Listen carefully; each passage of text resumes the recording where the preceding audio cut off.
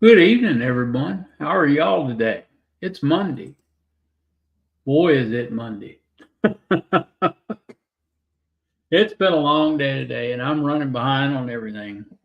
Sorry I didn't get out my usual advertising today, but it is what it is. So I've been busy all day. Been riding the tractor all day. Hey, Mike, Bundy, Clay, Jonathan, David Hughes.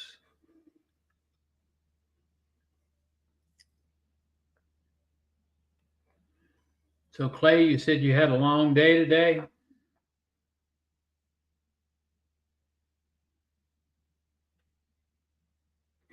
I don't hear anybody.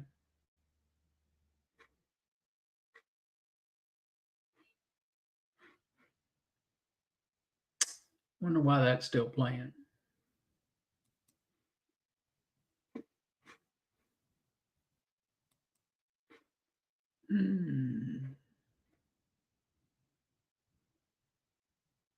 There we are. It's a little behind tonight. Did you get a lot accomplished today, Clay? If you know what I mean.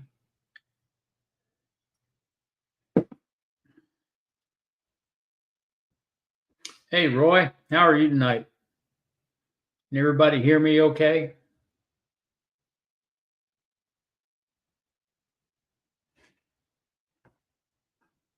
Yes, sir. All right. Thank you, Clay. I appreciate it. I didn't know if I was there. We had a beautiful day today here in the valley. High 70s, a little bit of wind. Sun was out all day. Bees weren't, they were kind of behaving themselves today for a change. At least mine were. Went over to the store this morning and checked on the bees there at the store from the weekend to make sure they were still hanging out, which they're still hanging out. So, um, and they're not as testy as they were on Sunday, Clay, which is a good thing, I guess. So, there's Mr. J.T. Barry. How are you tonight?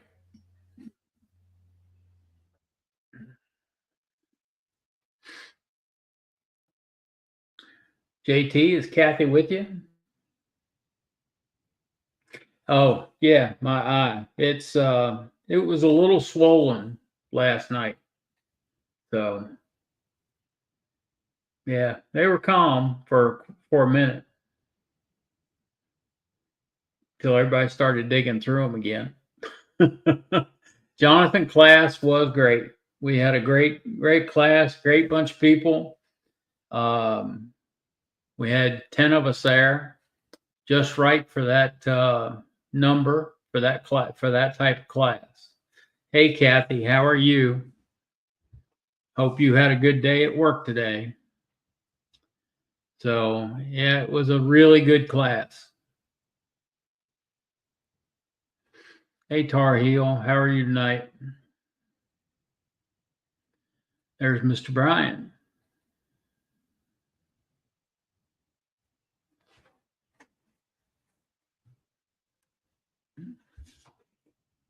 Oh. So how'd your bees make up this weekend? Anybody get into bees this weekend? What they see, what they find?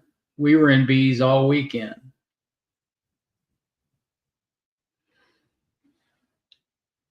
Hey Keith, how are you? Good evening, Larry. I got your video today. That was a pretty good video. What kind of cage was that anyway?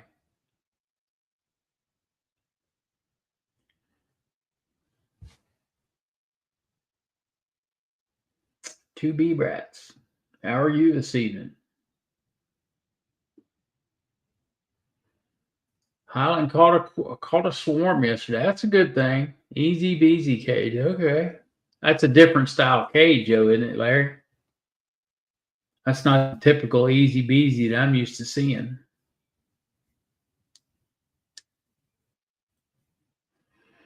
Good enough is getting ready for splits. Misbehaving. Mr. Mike, how are you tonight?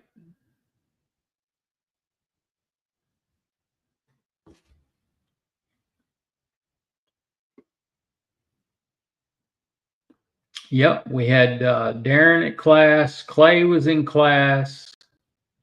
Will was in class. Charlie was there. And then we had some local people. The Honeybee Compound. How are you this evening?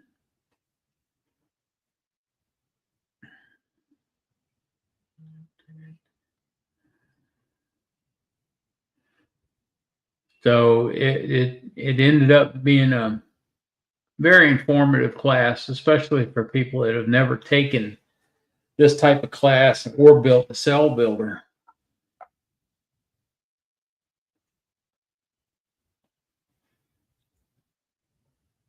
I know JT said he enjoyed it, and Kathy said she enjoyed it. Clay said he got a few nuggets.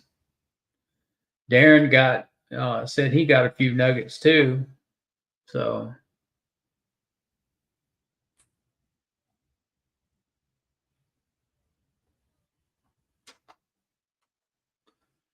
the link is pinned at the top of the stream in YouTube. So anybody that wants to join me on screen is more than welcome. So yeah, you don't know what you missed, Larry.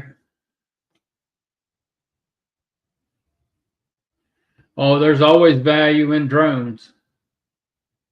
Yeah, don't discount the drone.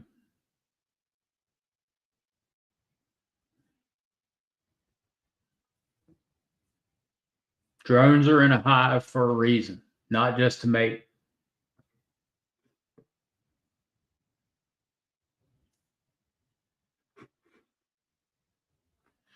It's not that they help with the heat. They keep everybody moving. They're like the pushers.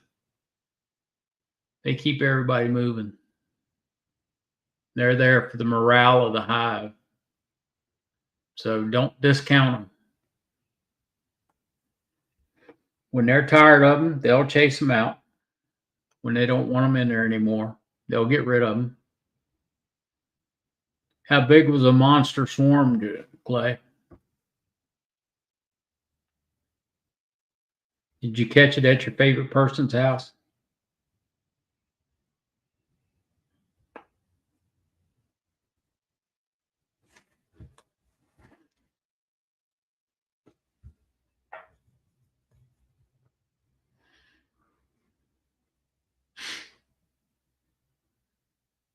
Filled a Tim drain. That's pretty big.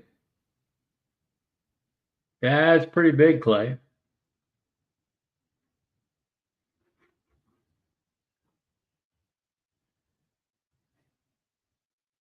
Flower Street, you getting your bees this weekend? Or is it still too cold out there in Colorado?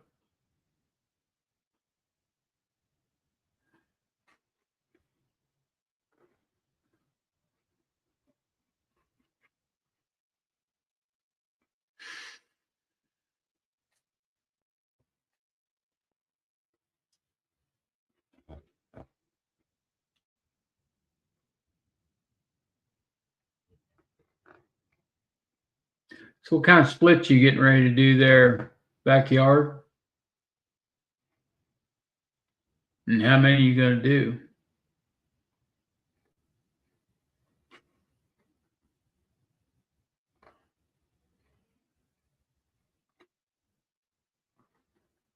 Hanley's Homestead. Good evening. Glad you could join us.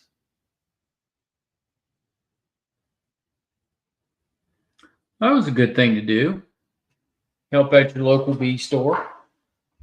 That was a really good thing, Brian. We all need help. Some of us a little more than others, I think.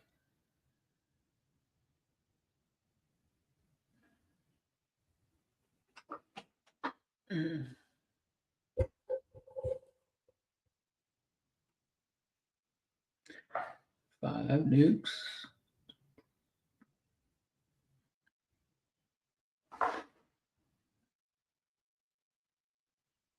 Easy peasy cage. Okay.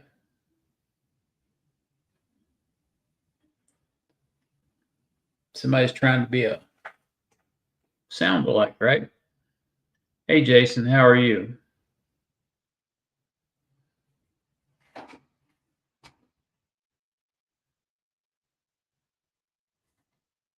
So let's talk about some bees. Let's talk about bees.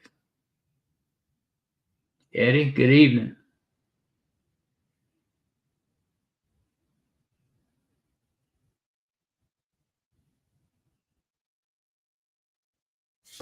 Hello, Highland. How are you? Dodd House, how are you?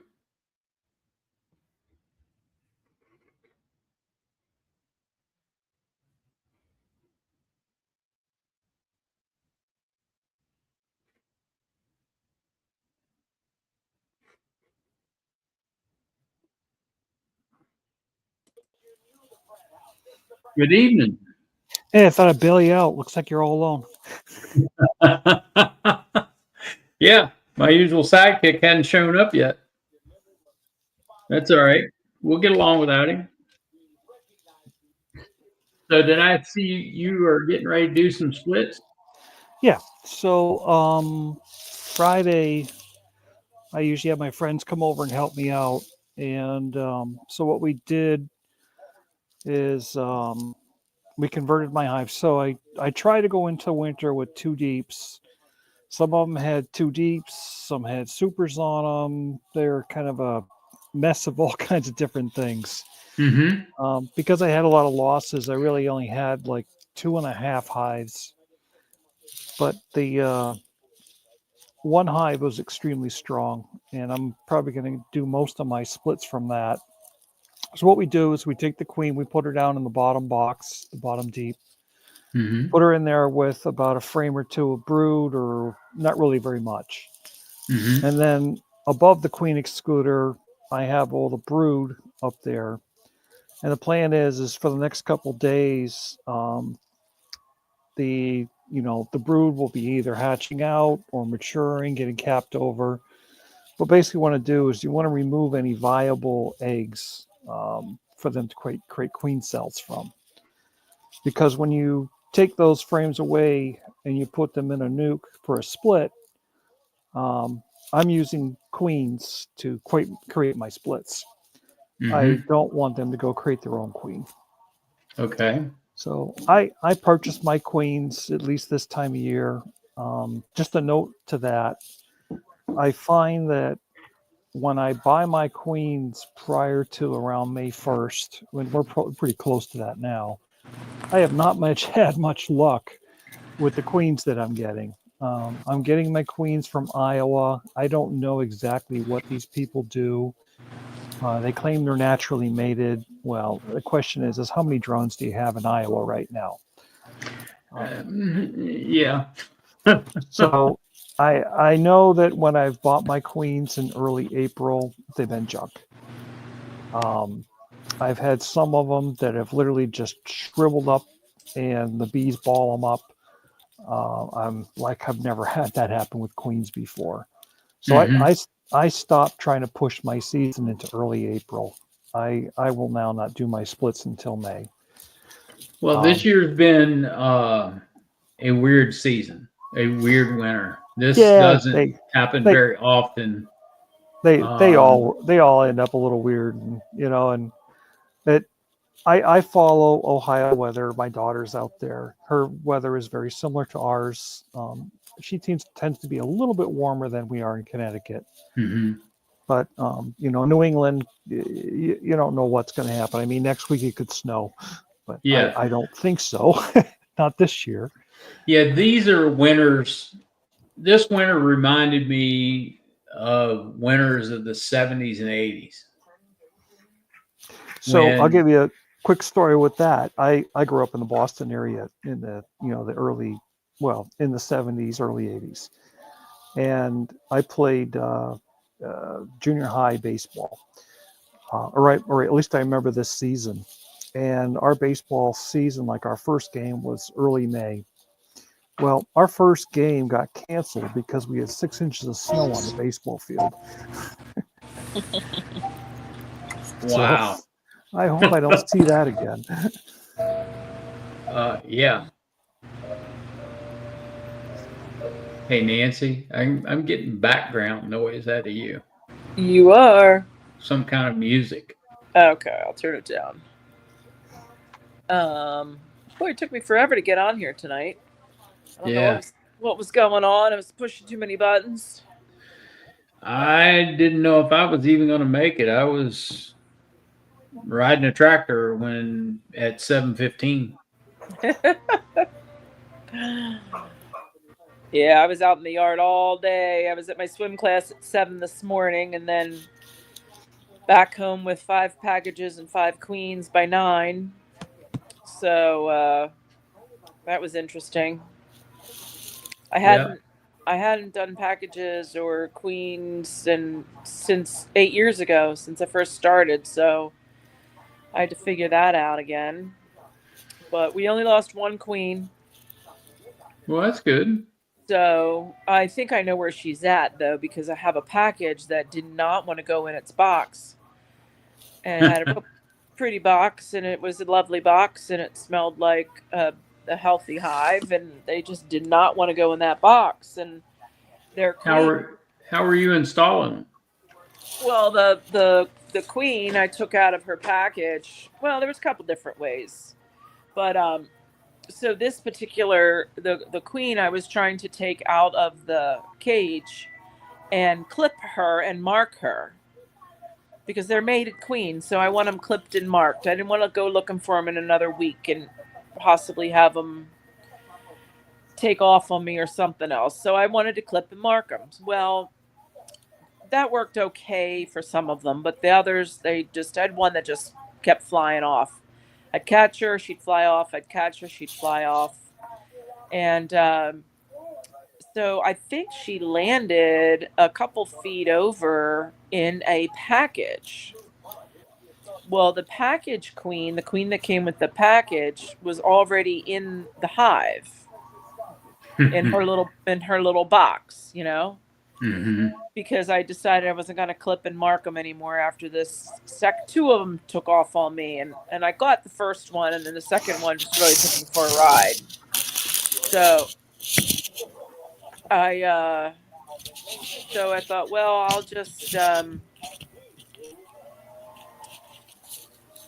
I'll just leave them in the candy. I'll let them do their thing through the candy cage.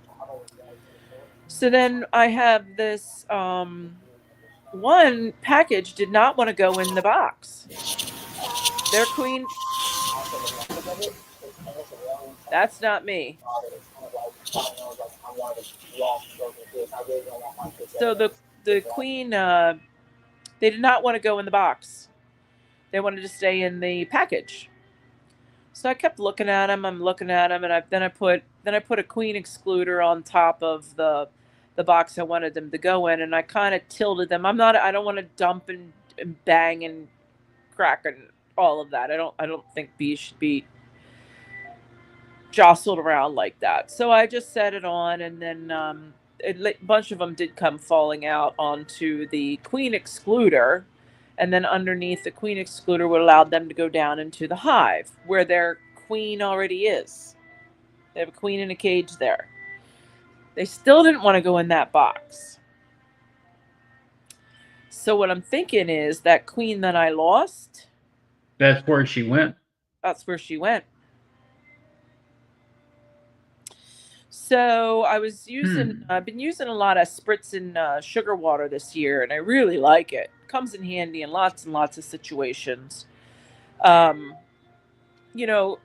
these packages going in weren't responding to smoke because I don't know if they've really ever been smoked or they haven't been smoked in a while. So I smoked them and they didn't know what to do.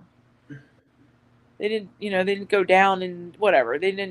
Weren't like regular bees. So I got my spritzer out and I was spritzing, and they've responded very well to the spritzing. Hmm. So I don't know. That'll be interesting tomorrow. I'm gonna see I have one that's running around the hive, and then one's still in the candy cage. Mm-hmm.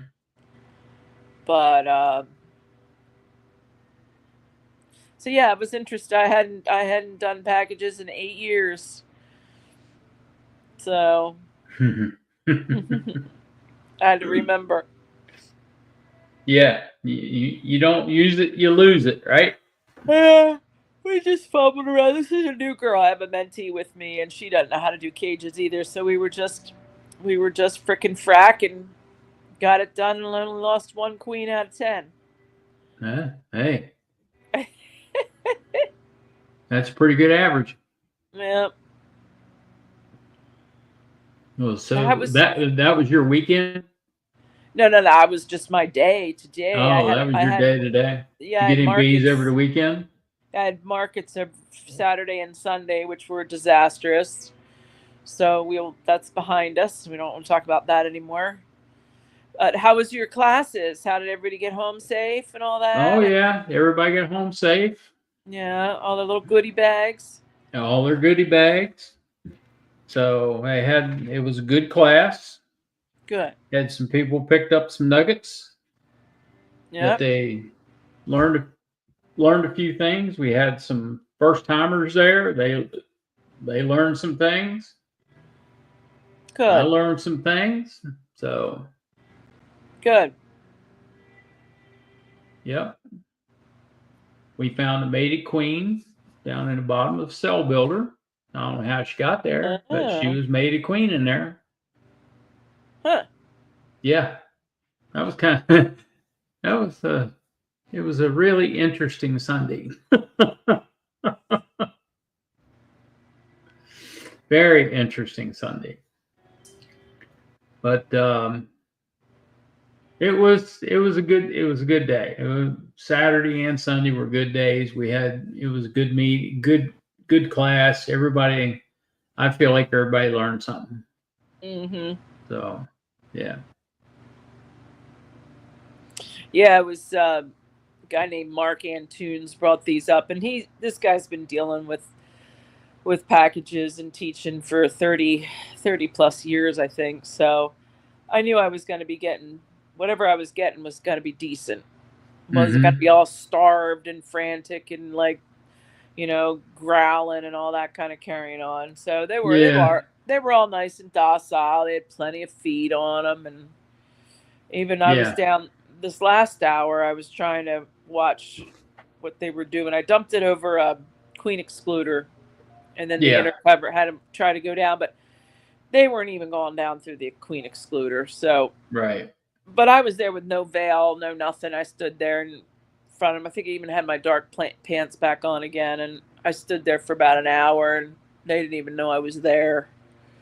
So that's the kind I need back introduced, because that's what I have now. So when I introduce something different, which I hadn't done in many, many years, I was a little leery about, am I going to have to calm them down again? And these seem very calm, so I'm happy. What kind of bees? I don't know. Bees Just that whatever buzz, mutts of some sort. bees that buzz and make honey. That's good kind. Hey, So Morris. most of my they were blonde. They were real blondies. Yeah, a But lot of the bees that I've seen this year have been real blonde. so I don't know what that means. I mean, there's no certification of what they are or anything like that. But I mean, I'm sure somebody has an idea what they are, but I don't know. They're Yeah. blonde. How could I tell? How do I know? Yeah. Exactly. Because you can't count on Italians being black anymore. Yeah. So I thought they Yeah. were blonde. yeah, really. So I mean, genetics are so mixed up anymore. You know what I mean? Yeah. I think once they start living, through a season or two, and they start having characteristics or traits of other genetics that we're aware of or used to, maybe we could determine what they would be. But now they're just, you know, just Yeah. going in. Yeah, it kind of makes me wonder when people sell queens of a certain variety. Like I buy queens, I'm being told that I'm buying carnioleans, but I'm like, how carniolean are they? True. True. Did they have the traits of a carniolan? Or As far as I can tell, they're supposed to be good honey producers. yeah, They overwinter well. yeah. Um, I think some of that has to do with beekeepers too. Well, yeah, yeah. They're they're probably all bees overwinter as long as it's done right. Yeah. Exactly. Yeah, I think mean bees are a beekeeper. I mean, I don't think. I think it's the beekeeper, but Yeah. So here I'll use this as an example though. So I buy carnioleans from this company in Iowa, and one of the local beekeepers is selling this other variety of carnioleans. I bought 3 of those things. I think it was 2023. I had 3 hives that were extremely aggressive, created tons of brood and very little honey. And I got rid of those queens. But those were supposed to be a different variety of carniolean. They ended up being a nasty bee. And I got rid of those, and my bees are back to being calm again. mm-hmm. So I'm probably going to stay away from those queens. Yeah, I needed to. I've made my own queens all the way up to this year, but I took a hit with the drought last year, and wanting to cull some of the genetics that have just been petering along that needed way too much help. And I did that on the same year, which I didn't know the drought was going to do its drought thing. And so I had 2 hits back to back there, or side by side. And this year, then it was actually after my last Wednesday chat. I called a guy I know, and he was leaving the next morning for Georgia. So I said, "I'll take 5 packages and 5 queens." And so that's what happened. I got them this morning and put them in and plugged them in here and there, and just to boost up my yard again. Will I need to do it again in another 5 to 7 years? Maybe, maybe not. I don't know. Yeah. Any a Yeah. queenless package never hurts to add to your bees. So um, I had contacted Will last week because we were setting up an extra cell builder at the store for this class. That was part of this class. The first day was setting up a cell builder. So I got 4 queenless packages, and to put 2 of them in the cell builder to make sure that we had enough nurse bees and enough bees in the bottom box for the cell builder.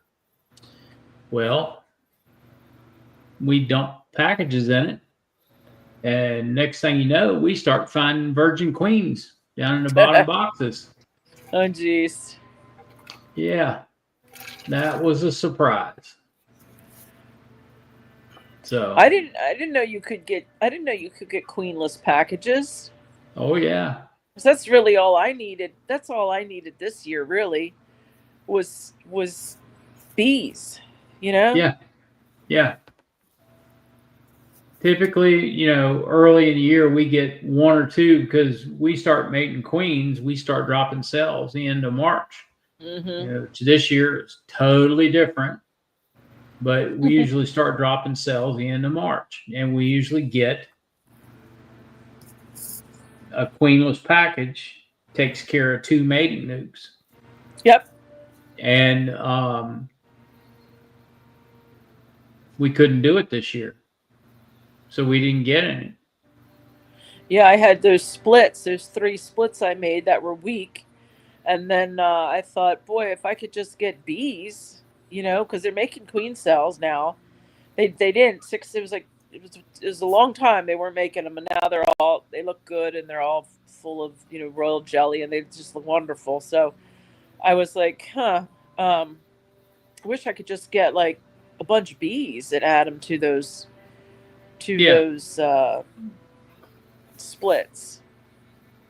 I mean, the grafting class this weekend, we saw some good grafting material, but what didn't have a lot of royal jelly in it. Mm-hmm. And we got eggs the right age and larvae the right age to graft, but not much jelly. Were you feeding? No, these weren't packages that we were grafting out of. They were. Yeah, and they had a lot of nectar. They had a lot of nectar in the colonies. I don't know. It was hard to find them with a bunch of royal jelly on them. Yeah. You could, if you started feeding them. How long did you have them before you started working on them? Well, you usually set the cell builder up a week before you. Yeah. Before you drop any grafts. I thought if you fed them now this is just out in nature. This isn't talking about grafting and cell builders and stuff. But if you want to get them good and get their royal jelly really flowing, you just want to feed them that thin syrup. Why wouldn't you use that method of feeding them thin syrup before you wanted to? I don't think thin syrup is going to do it. I mean, they need a good nectar flow to get that to get the natural stuff for the royal jelly. Yeah, stimulate them to make the royal jelly. Yeah, exactly. And it's like Monday night. Hell, we had a freeze in the valley. Oh, jeez. The night we set the cell builder up, it was a freeze. And then Friday night, it was cold. Yeah. Before the class, it was cold. I'll tell you, it was cold here last night, and it stunned them back a little bit. I was surprised. Oh, hey, yeah. Clay. Hey, Darren. And hey, Barry. But, I was surprised when I got in them today. It was in the lower 40s here last night. And yeah. This up and down temperature wise is making it. Yeah, it's not good. It is not good at all.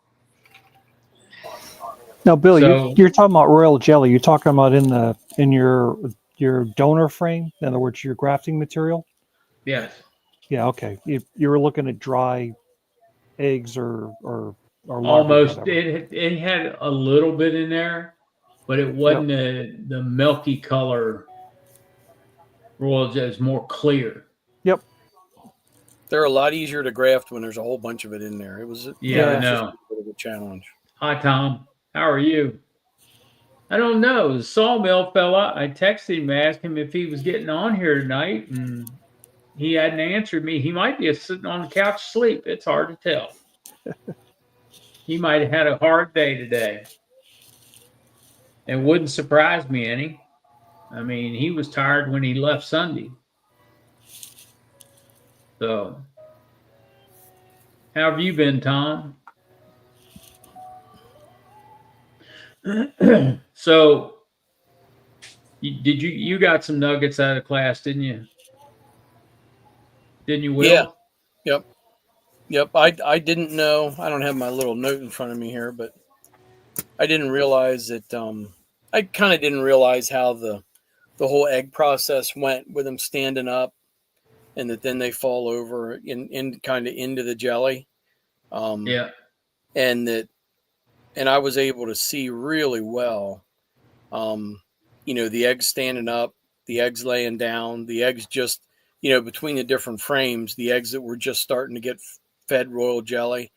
And my 3 rounds last year, I think one of the biggest things I screwed up is I was grafting larvae that was way too old, way too big, way too old. Yeah. So that's kind of a nugget that I got out of it, for myself, is to really try and dial in on the right, the right age larvae. Yeah. because I had some of them wake up in the incubator, and I had one get out and kill all the rest of them for my one round. You know what I mean? So Mm-hmm. my bad, but that's how you learn, right? Yeah. That's how you learn. You learn from the mistakes that you make, and you take the things that you did right as a success, Yep. and you build on that success. As Thomas Edison would say, you found out what didn't work. Exactly. That's the only You way I found out learn is the what hard did way. not work. Swarmstead, how are you tonight? Mr. Phillip, how are you today? That happened to us, Will. Yeah, I mean, Oh, okay. I'm I not the had only one more. that ever had them hatch early and wipe out the rest of them. Yeah. I mean, I had better luck this weekend with a German grafting tool than I had with the Chinese tool. And that hadn't happened to me in a long time. Yeah, I'm So, curious. Darren was experimenting with some different tools there. Was he using that German grafting tool too, or did he stay yeah, with the? he tried the German tool as well. Okay. German tool, if you don't manipulate it right, you'll kill it. Yeah. Plain and simple, you will kill larvae. But if you manipulate it right and you get that scooping motion going with it, it's a lot faster than a Chinese tool. Bill, what's your plan for those grafts? Are you gonna wait until they get capped and then pull them out and put them in an incubator, or are you gonna put them in a finisher? I haven't decided yet. Okay. I've got, well, today's day one, end of day one. So I've got 3 more days. So I need to to make a crack out my decision. little wheel. There you go. And that's the other thing we learned this weekend. We learned how to use Brian's wheel. So What wheel? the queen wheel Brian, from Dream Team. Queen right wheel? Yeah, the queen wheel. Oh, okay. Queen white. The queen rearing wheel that he made. Mm-hmm. Yeah. We learned how to use that, and you can't really tell how old the eggs are. So it's a guess. Unless you're in that hive every day looking at the eggs and marking it some way so you know, yeah, that's the eggs. These are the egg. This is the group I want to use. So that way, then you can tell. Yeah. You could set the egg portion of it. But what we did is we learned to use it from the day of the graft is day one. Oh. So Yeah, when I was grafting, I would add about 3 or 4 days. Saying that it's 3 days as an egg, then it becomes a larvae. And, it's a ballpark number. And then when you were asking Will about, do I put them in an incubator or whatever, I put a cage around them on day 12. Once they're capped over, I put a little cage around them and let them finish out in the cage. Yeah. And then I use around 14 days, at least from when they should have been an egg to being hatched out or merged. It could be 14, it could be 16. But I stopped putting cells in my mating nukes because I never knew if I had a good cell or not. So I kind of lean towards putting in the virgins in the mating nukes as opposed to cells. But it's all how you want to do your thing. I'm doing this as a small scale, and I'm only trying to get 5 or 6 queens at most out of that. So yeah, I mean, we do it either or. We'll drop capped cells in some of them that are getting ready to hatch out, or we'll drop virgins in some of them. Yep. So I mean, these people that are, they're getting these grafts, and you look at them, and there's like 20 or 30 queen cells on a bar, and they have 3 bars in there. I'm going, oh my God, that's a lot of queens. Yeah, that's typical. Yeah, but that's someone that's selling them or trying to really grow. Yeah, that's part of our business. It's selling queens and raising Oh, okay. queens. So you sell them, yeah, Yeah, definitely. It's a nice way to make money. It's yeah. It depends on where you're at, though. Oh, I got a question. Yep. So when I bought those cells out of Georgia, right, or the queens, the mated queens came up in the little packages, the little cages. Were they ever? Did they ever lay eggs? I'm sure they did. So how long are they? Like I said, it's been years and years and years. So I just forget how that whole system works down there. So they're open mated, right? Mm-hmm.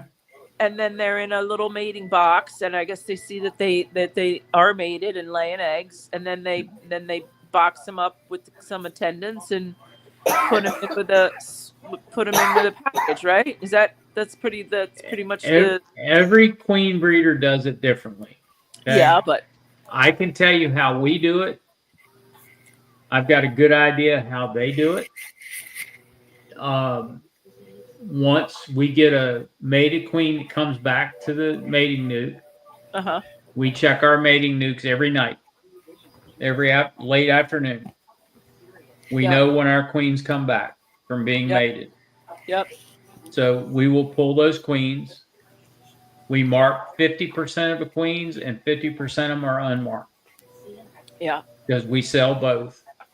So we take that queen and we put her in a 3-frame nuke and say, go to town, young lady.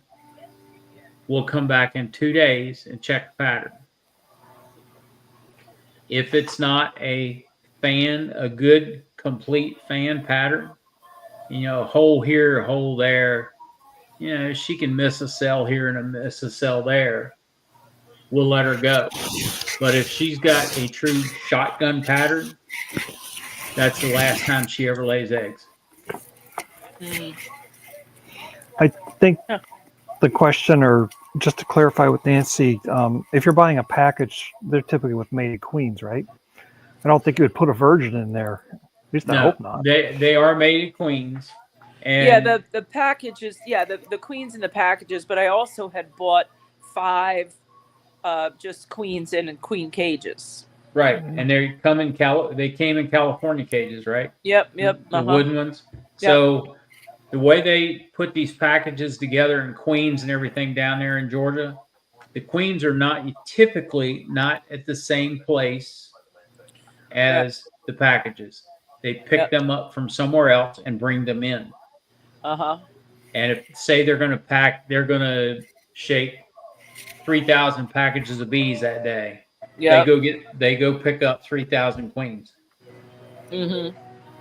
So queen goes in every package. That way, if they got one left over, they know, we missed a queen. They don't care. That package still goes out the door. The extra queen, oh well. She'll go on the next round. Yeah. But they're mated, and I don't know if they test the laying patterns or not. I really don't. That's okay. I just wasn't sure at what point did she actually lay. Were they just, how long did they lay before they put them in cages and send them away? Yeah. Oh,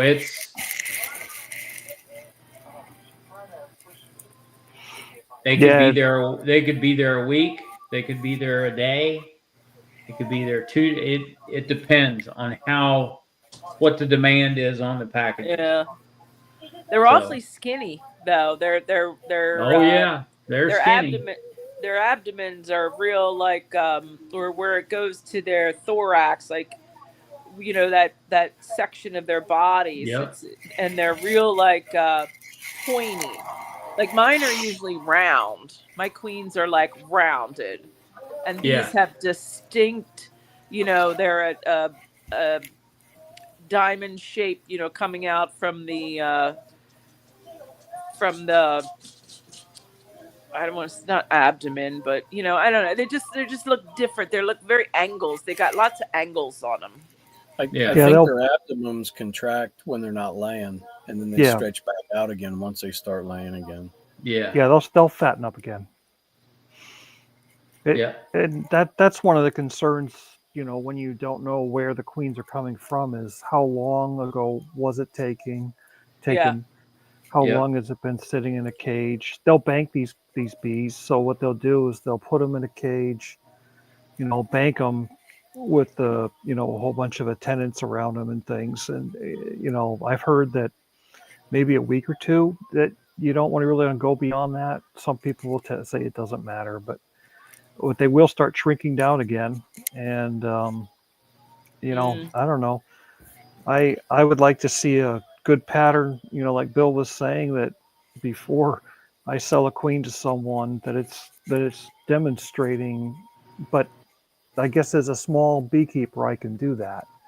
You got someone that's dealing with thousands of these things. I'm sure that's a big production, and they know every once in a while some of the queens aren't going to be great, but just call them up and. I mean, I sell nukes and queens, and I sell, I'm just not the buyer usually. I'm not the buyer. I'm usually the seller. So it's just like, oh, I had to oh, how does this work? Because I did it one time ago, 8 years ago, and that was the end of it. I never bought bees till this year again. So it just was like, just needed a recapping on where do they come from, what are they up to, what do they do, and that all kind of, they looked funny. The queens really did not look like what I've been looking at for the last many years here in my yard. So it'll be interesting to have them fill out and, kind of get their Harleysville shape to them. There you go. You need to start buying those bees little helmets and paint Harleys on your hive. Oh, Harleysville. No, that part of my life's been over for quite some time now. I just happened to live in Harleysville now, so no interest in that anymore.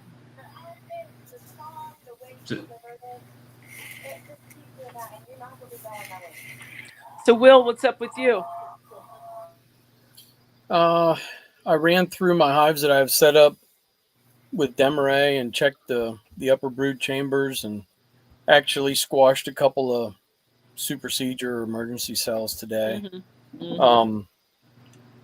And I'm really seeing a difference in some of the colonies.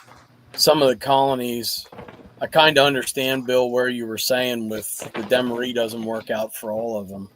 No, and it I doesn't. think it was the cold last night drove a bunch of them, I think, down in one or two colonies that were questionable as to the size. Now, my big strong ones, there were bees top to bottom, and I definitely have probably 3 or 4 that are really I'm starting to see that population jump, the bigger population from pulling a brood, and I pulled brood and moved brood up in 2 of the colonies because they were just, the bees were starting to get pretty full. So I was real happy to go through my Demereed stuff and check it out. And then I went down here just below the house and went through the package bees that I got. And all the queens at a minimum were released Sunday last week. So I went through them, and a couple of them were out a little bit before that. And the majority of them I was really happy with.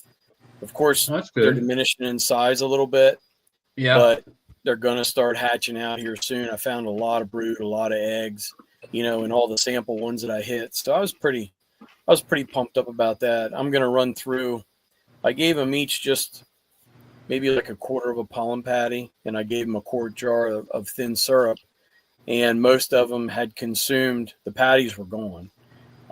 Surprisingly, I wasn't sure if they'd touch them. but the patty pieces were gone, and most of the jars were pretty empty. So I'm going to go through, and I'm not going to put any more patty on them now, but I'm going to give them, thin syrup. That's one of my missions for tomorrow. So Yes, Sunday after class, we went through and all those 7 smaller hives I had there in the yard. Yep. Went through every one of them. Ended up combining 2 of them. Okay. So yeah, no, I had it was good in the bees over the weekend, and had a good day with the bees today, and I'll get out and start feeding some syrup tomorrow, and we'll go from there. Yeah, I was really impressed that the bees that I chose to bring over to the store for this class were as robust as they were in that hive. All the hives, actually. They had good bees in every one of them. Were the little splits we pulled looking okay yet today? I didn't check them.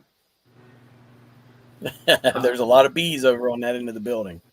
There's a lot of bees on that end of the building. You're right. And they were whipping on you pretty good. Yeah. You kind of took the worst of some of that, unfortunately. Yeah, I took one for the team. So yeah. And I am starting to see, I'm not seeing anything capped yet, but I'm starting to see a lot of nectar, in the supers on those that I have demerid. So, yeah, curious to see how that little experiment works. Yeah. And I think you'll be happy with it if it all works out right. You know what I mean? Yeah. Mm-hmm. Well, I'm getting killed by, old queens right now. And I'm kind of scratching my head if I don't just want to, do I jump in and these, guys, unfortunately, I have queens, and I didn't realize the importance of it in some of my production colonies that are on their 3rd season. And I'm just seeing it. They're slow, very, very slow. Yep. And they're way behind my younger queens. And I'm kind of wondering if I shouldn't just go ahead and requeen them now. I'm not going to squash the old queens. I'm going to pull them and put them in a resource hive, make a split out of them, and put better, put young queens in. Yeah. But I'm just kind of, I'm really right on the edge. I have some queens coming the 2nd week of May, but I'm just kind of wondering if I shouldn't just do it now, Well, colonies without queens like that, if you let them go a little bit, they'll bring you in a lot of nectar. Yeah, they make a lot of honey. Yep. If you find yourself in a gap where you want to, you have old queens that aren't doing what they want, get them out of there. Let them sit for less than 3 weeks. I think laying workers take a lot longer than 21 days, but that's just me. And they will bring you in a ton of honey. Yeah, they'll plow in the resources. I've seen that. Well, the other thing you can do is put some queen pheromone sticks. Yeah. In there. Every stick will buy you 7 days. Okay. I never got those. I wanted to get those from you this year, and I never did. Yeah. What if you did big splits? In other words, are you running single deeps, double deeps? My honey colonies that I'm talking about right now are double deeps. Double deeps. So I could do a big split on them.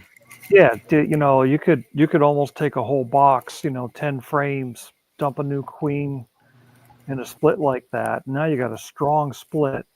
I run single deeps for my production hives, so you could, it depends whether you want to run double deeps or not, but you could take a big, a deep 10 frame hive like that, put a queen in there, put an excluder and a couple honey supers right on top of that, and they'll take off pretty fast. Yeah, with the demery, the way I'm doing it, I've got a lot of brood up in that, up in the 2nd box. Yep. You're right. Yep. I could drop a queen in that, and they'd be rip roaring and snorting in a hurry. Yeah, I've got brood in there that's hatching. You know what I mean? And then a new queen to be I refilled. don't call it a demery, but what I do, and I just did this last Friday, is I drop my queen down to the bottom box. It was last year's queen. Put some brood in there. Right above that, or is all my brood for splits. And depending upon, I only have 2 hives right now, but depending upon how much brood I have, I either can go into 5 strong frames into a nuke, and then build that up into a double deep nuke pretty quick. Mm-hmm. But when you do strong splits, they do grow pretty fast. And the new queens produce well. Yeah, they do. So I'll probably go in Wednesday and check those virgins that we put in those splits. Yep. So I put and one of those virgins in a queenless colony that stumbled into a queenless single that I stumbled into today. and Just let her I walk think right you're going to in. be happy with it those queens that you got from me, those virgins, because Mm-hmm. those are F2 daughters. Oh, okay.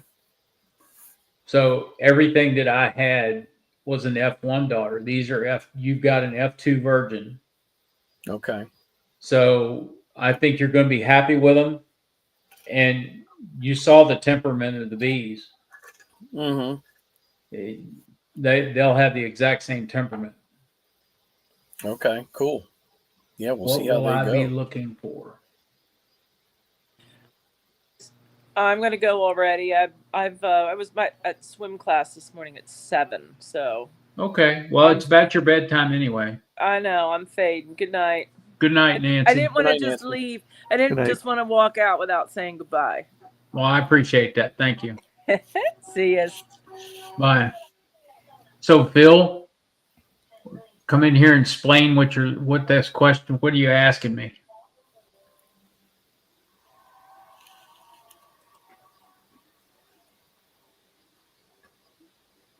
Oh, when I checked the virgins to when see you if check they'd the left virgins. on their mating flight yet.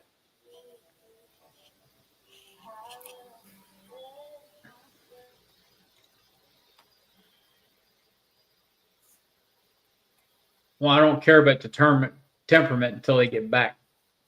I know what their temperament's going to be. I already know that because they're F2 daughters to my F1s.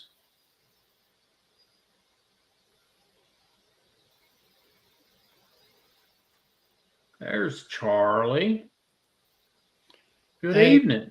Hey, How are you? tired. Did you get your nap in? I just got out of the bee yard and got something to eat and Oh, okay. all that stuff. How you bees? Well, got out there and I was checking one hive, and I guess I kind of forgot about the brood above. What was it, above the queen excluder or something like that? Anyway, I found I guess a young virgin or whatever, so I had to make a home for her right quick.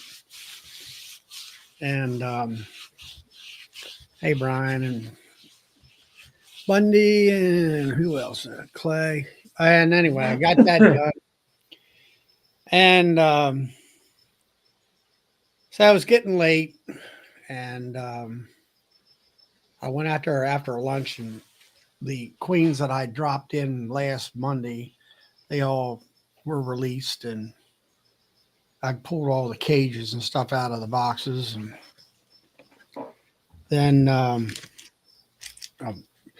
my main thing was I was going to try to get out there and try to do the demo, check my demery things, and then that queen popped up, so I had to find a place for her. And then I got in there. I said, well, let's check these ones where I'd put those frames in there and different things. And actually, that's where the queen came from. Yeah. And I kept going through that, and I actually I was able to to call out one of my deeps off of one of the other highs and put the brood, whatever left over there, into another one next door to it. So I got rid of one deep out of that, and I I don't know what I put a honey super on that or not. I think I did. I had took some honey supers out there with me, and then it was getting late and the sun's going behind. That's the problem with the barn behind there, is that the sun will get behind that barn and then they think it's bedtime and it's like, stay out of here. We don't want to be Yeah, bothered. they get a little testy, don't they? Yeah. So I was like, well, I can't really do a demery. I'm losing not daylight. So I went down the line and I just started hefting honey supers and seeing how full they were and whether they needed another one. And I think I put 7 or 8 supers on through the hives out down through there. And some of them have, I got some straps are red and some are black and some are blue, and the black and the blue, they are longer than the red ones. So I had to, put longer straps on because of Madden boxes. And Yeah. then I've got some, I got to go through and check the bottom brood box. I got one out there that hardly done anything with the honey super. And I'm like, okay, we need to go down and look around and see what's going on there. And then I got home yesterday from down at the store there at the class we had. And I went out there and I had one, let's see, it's that little purple and yellow hive there. That was one that had a queen in it. And I went out there yesterday evening and checked, and I could see eggs. She was a release, and also seeing a small pattern of eggs. I'm like, okay, that's all I need to see.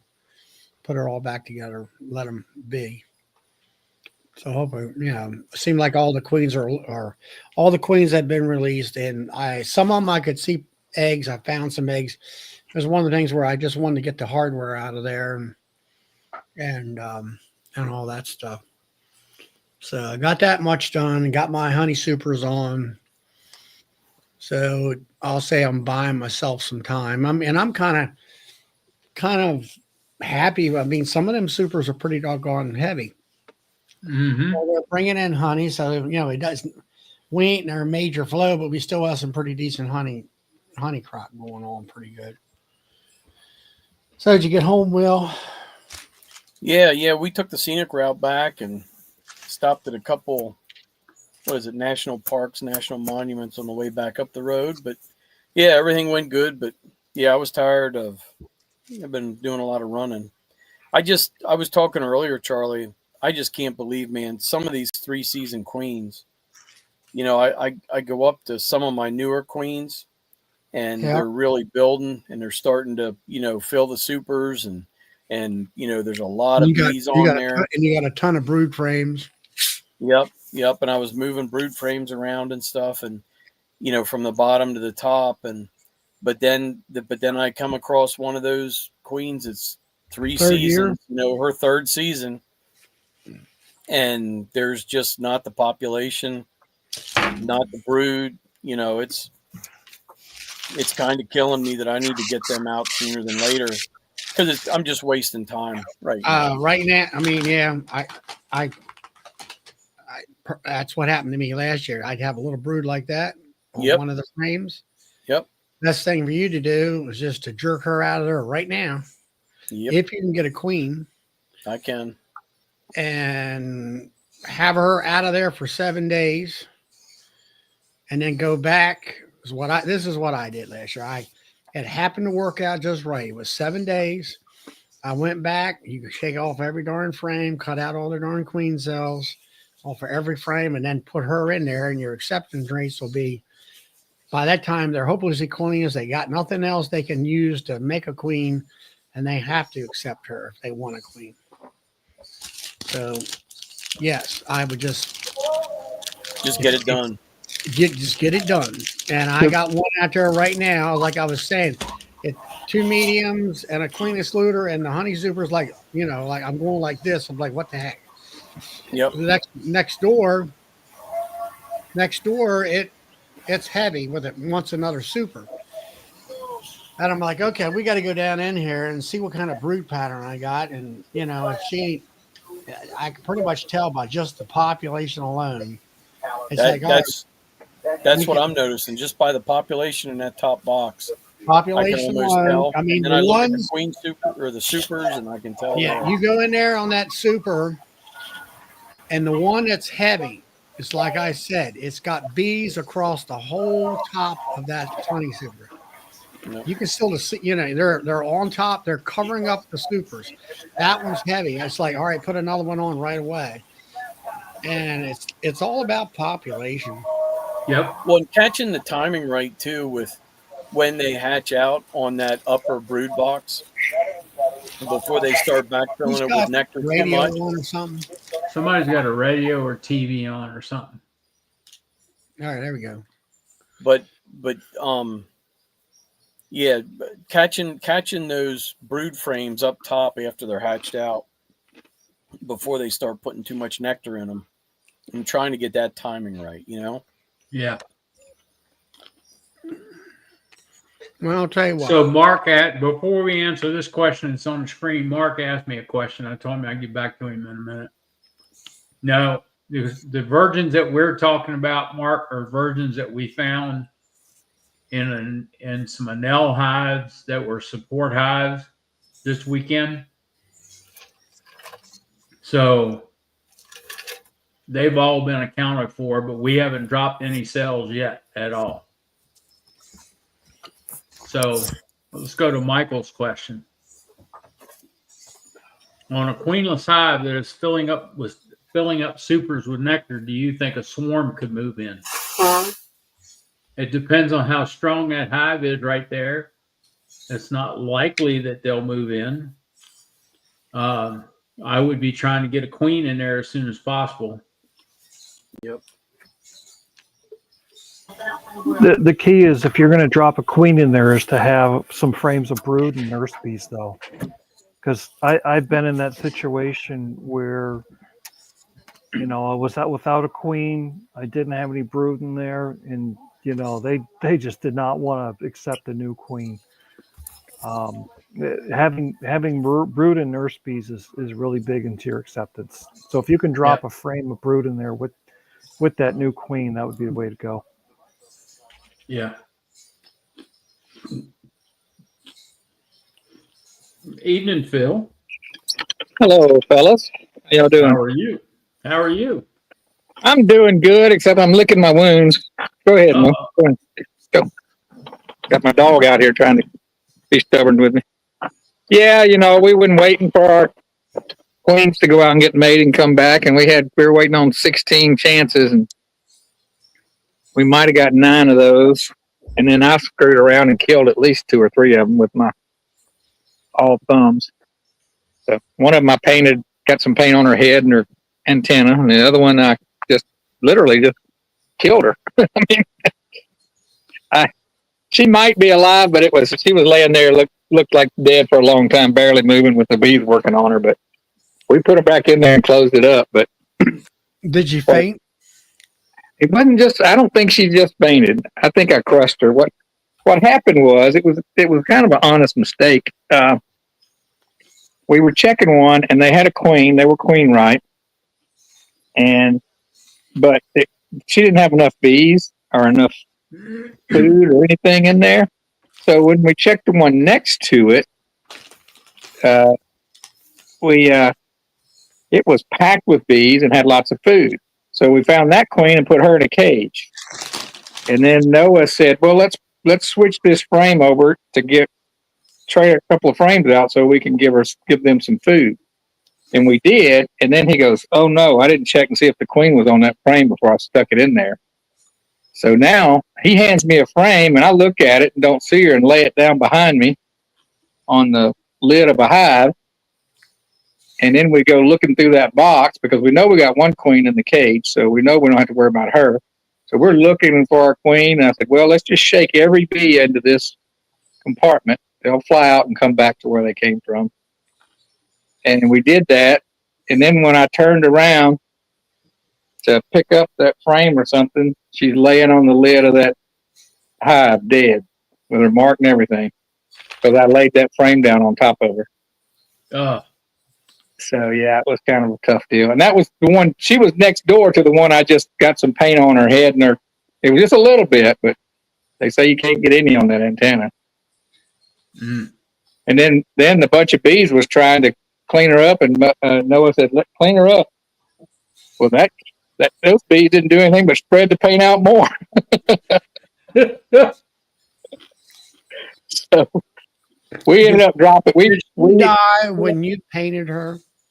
No, she wasn't dead when she was fine when we put her back in there. She was running around. Okay. Yeah. The other one, the one that I feel like we killed. Now she was moving a little bit, and those bees really were working on her. You know, that's what they'll do when they faint. They'll work on them until they wake up. But I don't think I didn't feel good about it. So we ended up, you know, we've been going through this whole deal with our cell builder, and you know, we grafted, but then I forgot that I put in some brood that I thought was all capped, and they ended up just drawing out those cells in those brood frames, and they only drew out one of our cells. So we waited for that one to get capped, and then we moved it to a split, and then we knocked down all the other cells and tried again, and then we got a really good take. It was, what was it? No, 25 out of something. 24 or 25 out of 28.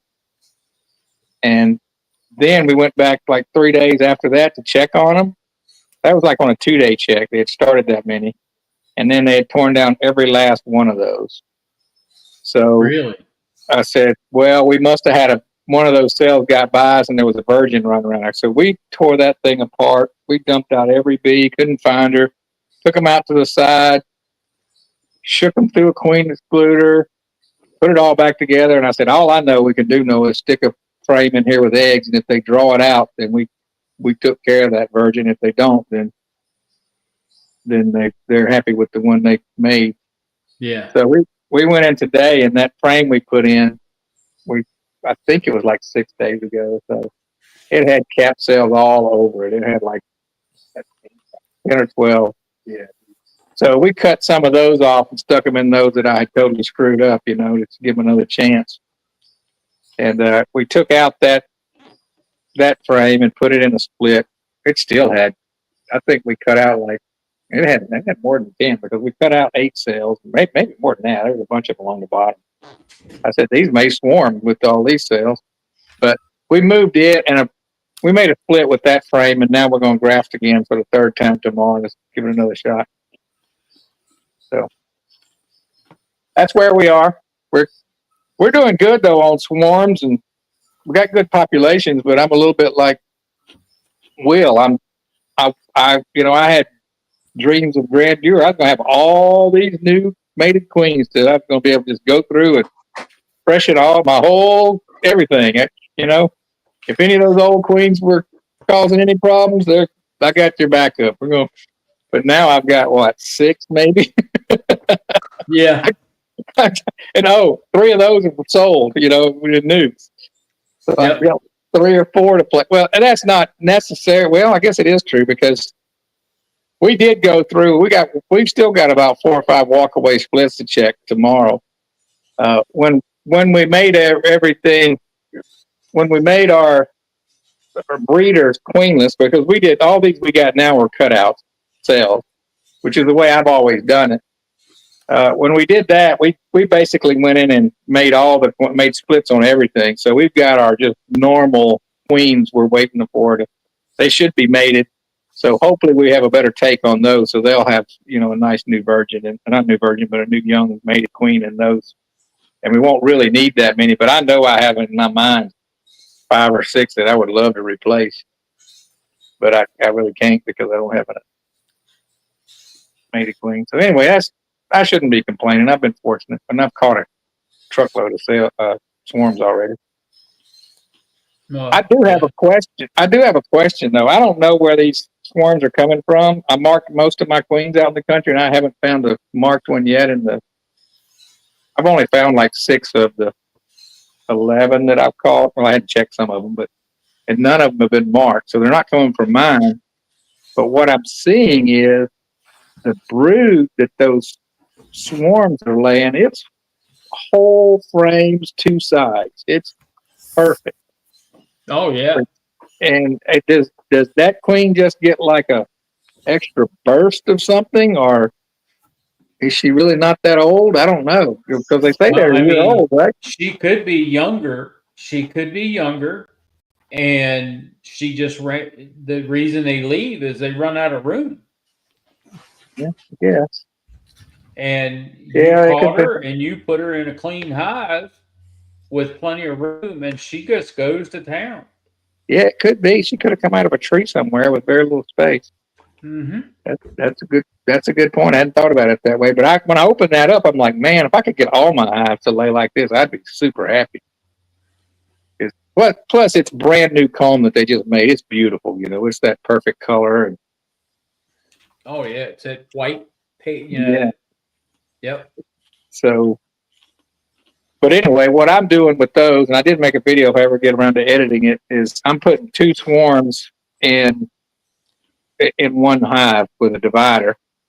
So I'll get 2 queens going, and they may swarm out again. I don't know, but I did when I put 4 of them that I made into 2 hives.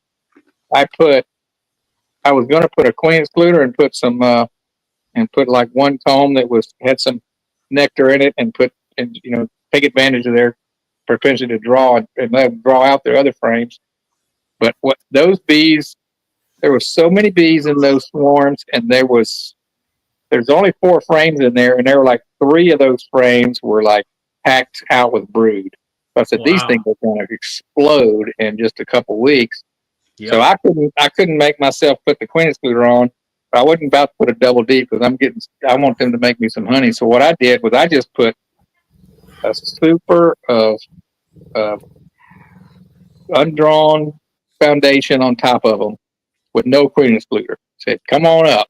I know the queen's going to end up going up there and laying a little bit, but get that drop box drawn out, and then I'll shake them down and let them put honey in there. So yeah, but see that the bee pieces that are in your honey, then that's what gives it its flavor.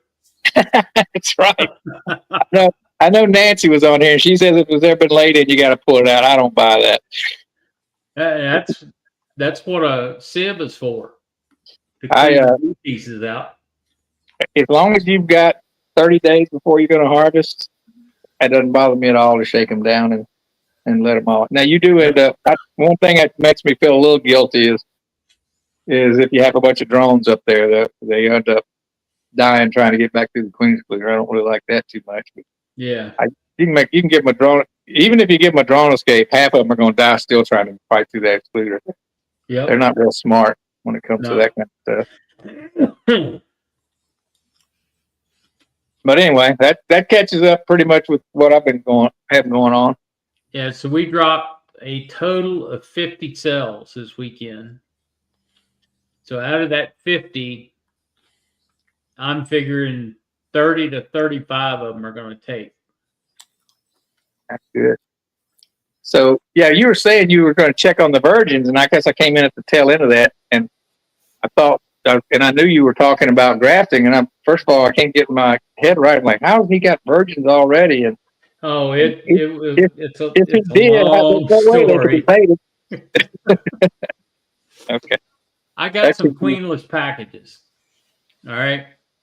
Because we were setting a cell builder up, and I didn't think I had the population with the 2 support hives that I had there with us. For the 2 cell builders, I didn't think I had enough population of bees to do it. So we dumped 6 pounds of bees in each cell builder in the bottom box. Wow. And I am going to make an assumption. I know one cell builder had some queen cells in it in the upper box. I'm going to make an assumption that either some of those queen cells hatched out and went down, or those packages had some virgins in them. Probably right. So, yeah, we found them. We caught them all. So, I created 2 nukes. Why did you? Was that when I left? You guys were looking about something. Yeah, that's when right after you left, we created 2 nuke boxes and put 2 virgins in them, and then we found a mated queen and put in the other Anel hive, the support hive. Yeah. And they were down below the in the queenless area. Yeah. How did you find them down there? Just happened to see them. They were going through and checking frames, looking for the brood, looking for pollen and nectar frames that we had put in there previous. Mm-hmm. And they pulled one up and they said, "Oh, there's a virgin." She was just flying across that frame. Mm-hmm. So, well, it's like I pulled up in one of these where I was trying to manipulate the deeps out. I didn't go in there, and they made queen cells. There was this nice big queen cell where they had cut the hole in the side of it and killed her. And I'm like, well, if that's the case, then there's somebody around here. And about that time, I seen this. I didn't see any eggs. I'm looking for eggs. No eggs. No eggs. No eggs. Still didn't see any eggs. But there's a queen walking across the. I don't know whether she just freshly mated and got back or what. So I put her in the queen. It got a little western after you left, Charlie. yeah, it did. I mean, everybody was looking at frames, trying to see if there were any more virgins. So yep, we ran 3 sets of eyes on every single one of those frames, just double checking to make sure we got them all. Yep. It was like the Wild Wild West, finding queen. So I got my queen clip out and got her, and I laid her on the box where they had the where the cat brood would be in the top. She was, they were all over that queen cage, so she had good pheromone smell. Yeah. So I said, all right, well, I grabbed some frames out of the other demeries that were either they had some brood or they had some nectar and some, and some pollen and whatever, and made up a little nuke, a little medium nuke box. And I said, I found a spot on a rack, and that's going to be, I think, comfortable for everybody, for me to work.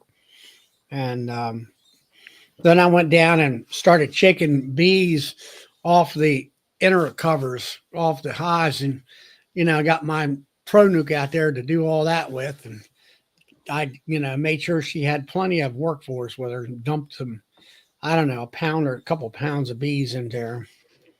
So she had something to work with. Yeah, I'd say those 2 nukes. And it was in the evening too, and they kept inside too. They weren't going nowhere. I'd say those 2 nukes that we created, they had a couple pounds of bees in there. Yeah, they just that were on the brood frames that we put in there. Yeah, they should be nice nukes. They should give them be. a couple weeks. Yeah. So speaking of selling nukes, I'd only had 3 or 4 pre-sold. One guy had already told me he was thinking about just getting 1. And then this lady is buying 2 from me. And my goal was to sell 10 this spring, which that's not going to happen now. But so if anybody calls me now, I'm going to say they're not available. But that lady, she let me know that she said, I'm only going to buy 1 nuke this year. And I was a little bit miffed by that. I was like, I might start charging the deposit, because people, how people back out on stuff. But now if she gets her nuke and loves it and says she wants her second one, I'm going to go, nope, don't have it. Sorry. I need that one for myself. I need both of hers for myself. But Phil, are you running all your gear on bottom boards? What do you mean? What do you mean by bottom boards? Bottom boards versus 2-way or 4-way pallets or 6-way pallets. I'm playing around with some 2-way pallets. I think I'm set up to be able to do like 20 on that. That's what I put 6 of those swarms, took up 3 spots of those, and I already had 7. So I guess I have half of those filled up now. But that's just something I'm messing around with. I could probably pick them up with forks if I could get to them. But yeah, most of mine is on bottom boards. I was curious. I just wanted to see if I could make some that still had strings on the bottom. That's kind of what I like to do, is just figure out how to do something. And I'd almost given up doing that, but then I went to the Expo 2 years ago, and oh, what's his name? That has like 4,000 colonies. He gave a talk and he runs all of his on screen pallets, screen bottom. I said, heck, I can do that. I can figure this out. So I went back, figured it out. So, Will, how many pallets are you looking for? What, 30 by 30? I'm not looking for any now. Oh, Something came together. What? One thing Well, I find. I'm sorry. Go ahead. I made some two-way pallets last year, and probably about 15 or 20 of them. And my little yard there behind me, that's what they're setting on, is two-way pallets. And I wanted to start to get some on four-way pallets. I had a few four-way pallets. I made a couple four-way pallets, and I was looking for some more to start migrating stuff onto and moving it with a skid steer. And I was looking around for, do you get new? Do you get used? What do you get? What do you get? And Bill and I were talking about it, and Bill was headed down to a pallet place today, that can custom make them. But in the meanwhile, I ran across the local guy that had a few, so I'm just going to do that. Well, Philip, because of all the heat out there, do you need to run screen bottoms to keep the hives cool enough? Not necessarily. I mean, it helps when you move them. The reason I do it is because I do oxalic acid vapor, and then I come back and check for mite drops to see how that, rather than doing shakes, I treat them and see how many mites drop down through the screen. That's the main reason I do it. And I think it does help here. It keeps the bearding down a little bit, but I don't think it's absolutely necessary. I'll tell you one issue I'm running into with the screen bottoms is if you don't have a hive on top of them, the grass grows up through the darn things. Nothing stops it, I don't put down. I need to, but I don't put down any kind of ground cover, or whatever. I need to. Well, I'd love to get a hold of some of that stuff that JW puts under his eye. That industrial conveyor belt stuff. oh Like yeah. It's like a 1/4 inch thick. That would be some really good stuff. Yeah. Only thing is, I don't know. In here in Texas, it's black. It might get hot as stink. You can cook an egg on the blacktop down here. Oh yeah, I'm sure you can. We use either 10 or 12 mil black plastic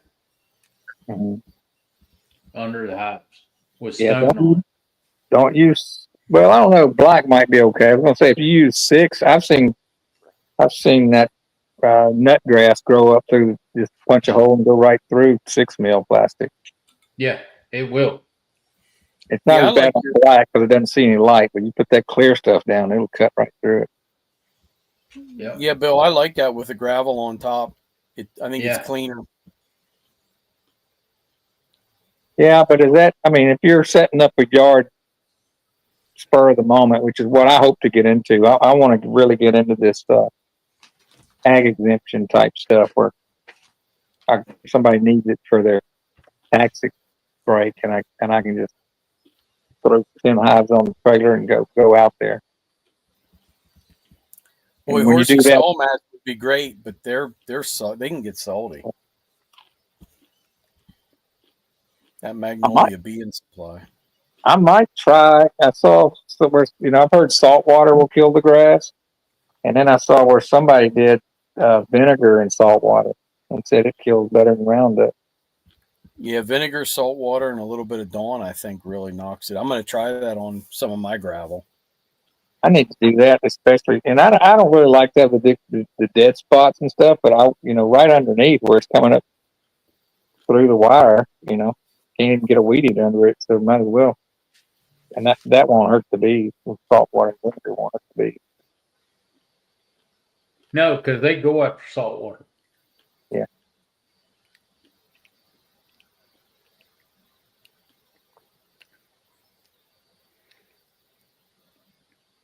Don't they make some kind of a roll of stuff that you can just, let's say it's 5 feet wide and you can just roll it down through there and you put your stuff right on top of it? It'll keep the grass out and all that. They sell that weed fabric. It's pretty thick that the landscapers use. Yeah, it's landscaping cloth, but Yeah. see now sometimes that landscaping cloth it'll wear out after a while, and its stuff will just start growing through it. Yeah, and you have to either cover it with some ballast, which is rock, Yep. or you have to use those metal pins. And to do those, you got to put a bunch of those through it. And if you get a good wind that ever catches underneath it, it would, it's going to fly. Or at Yeah, least One of my flop buddies I around. picked these up from had just the weed barrier down without anything on top of it. And that's the only place I ever ran into the crawly bees that would crawl up your bootleg. You know what I mean? So the gravel, that they don't seem to do that, but boy, you put a plastic tarp down or you put just weed barrier. yeah, I've had ankle biters from that. yep. Oh, the other thing I didn't say is when I was trying to mark those queens, and I was trying to do it without gloves, and I was actually wearing just this T-shirt. And I don't know if you guys see my hand. It's pretty dark here, but it looks like I got a box. Bear paw. Yeah, it looks like I got a boxing glove on. Yeah. And I had the queen in my hand, and one stung me, and of course, it put the pheromone on me, and then another one hit me, and another one hit me. I told Noah, these little nukes, they're not going to bother me. But yeah, I had to walk away. I still had the queen in my hand, mind you. And so Noah followed me over there, and I was still trying to mark her because I wanted to go ahead and get her marked. And he's like, well, just put her in this clip. And I let him talk me into doing that. But the bees were just stinging all over my arm as I'm trying to mark this queen. That's hard to do when you're holding a queen in one hand and marking with the other, and you got 3 or 4 bees hitting your wrist. Oh yeah, I think that would have been a reaction to squeeze. yeah, That was test the patience of you there, man. yep. But But there's also a little nerve on the underside of your wrist. It's on the pinky side of your hand. There's a nerve that runs right through there, and if they sting that nerve, it'll cause your hand to open. Oh gosh! I found out the hard way last week. But yeah, I dropped one queen, and I wasn't sure if she went back in the box, in front of the box, on the ground. It was a comedy act up there for me today. I just wasn't on top of my game. So one of those days. I'm trying to screw it up bad enough where Noah started marking them. If he sees me killing up queens, he'll say, I can do that. I can kill queens. Why not?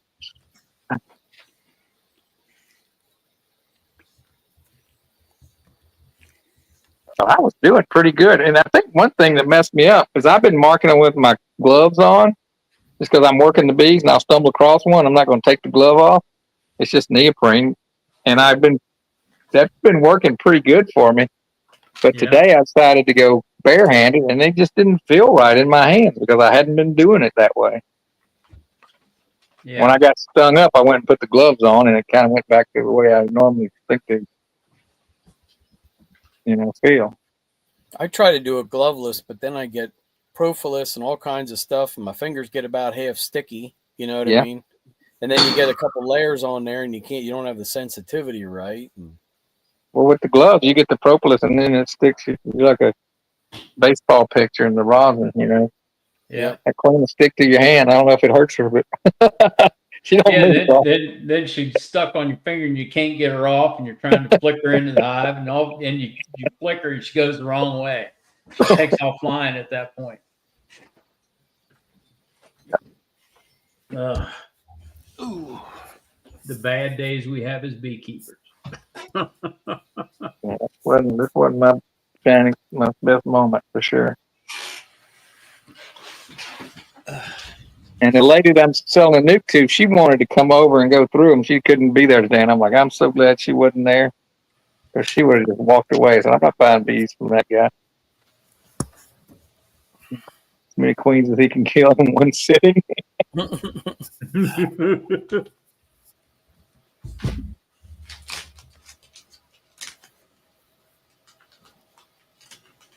And I just sold one of my queens to a lady down the street because I thought I had all these queens coming. Well, this was before I knew that our queen sales got tore down. So she's like, "Do you have any queens?" And I'm like, "Yeah, I've got a queen for you." And then I found out they tore the sales down. I said, I'd still sold it to her. She needed it as bad as that, worse than I did, probably.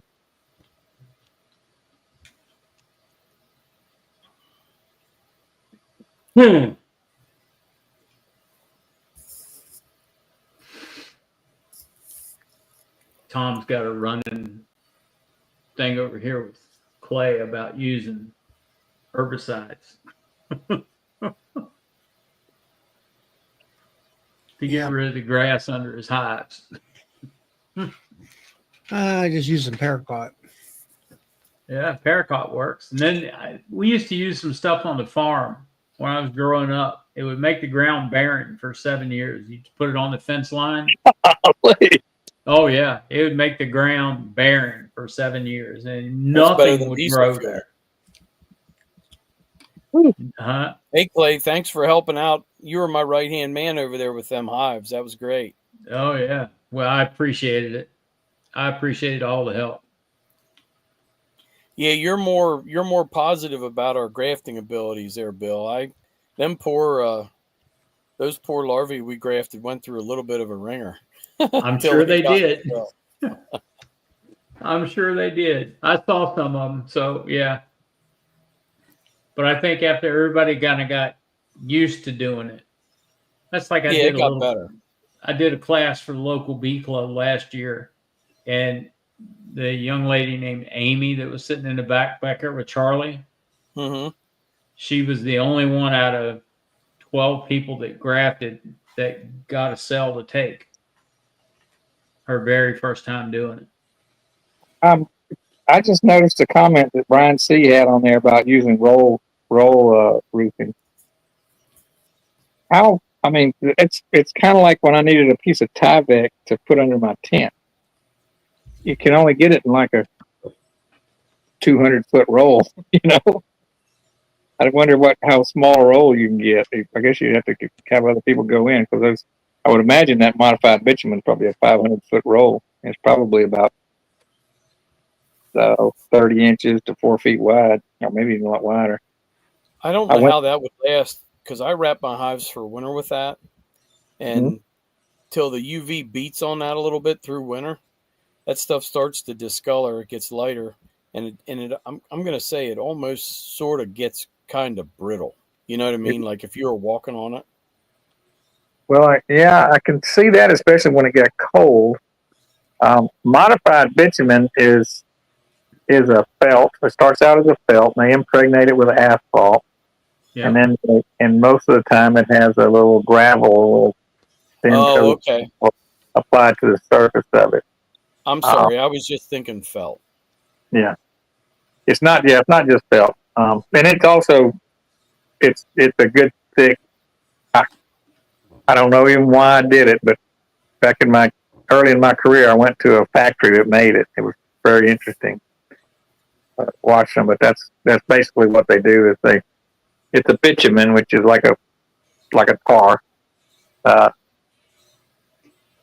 they put a felt through it. I think the felt is actually fiberglass based, so it's pretty durable, but it's not designed to be walked on all the time either. Though it's on a big flat roof where with pretty small amount of traffic, but probably heavy enough if you put held it down in the corners. But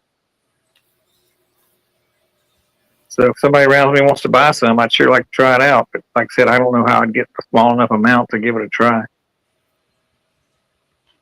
And how expensive is it? All right, I can look that up. He said they get it at Lowe's.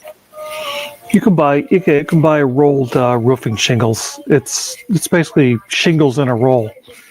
Yeah, you're talking about roll. Yeah, it's heavy. Sorry about that. And that's fairly similar. It's probably not quite as durable as the modified bitumen. 50-foot roll. If you want to go really cheap, you just follow one of these roofers around when they rip off all the shingles. You lay those things all around the ground, and grass won't grow under those things. I've seen guys lay shingles down, especially at the entrance and stuff like that on the ground below the Yeah, hive. I put them around the bottom of my electric fence so that the grass doesn't grow and I don't have to trim around the electric fence. That's smart. Yeah, if you can get the modified bitumen with a real, a white aggregate granules on it. And Clay, that I mentioned too. I was looking would be a problem. I was looking at stuff today, Clay, too, and I mentioned to set up a cell builder myself and start grafting. Yep. Yeah, this week it's supposed to get up around the 80s or better later part of this week. Yep. Good time to be grafting and dropping cells up here.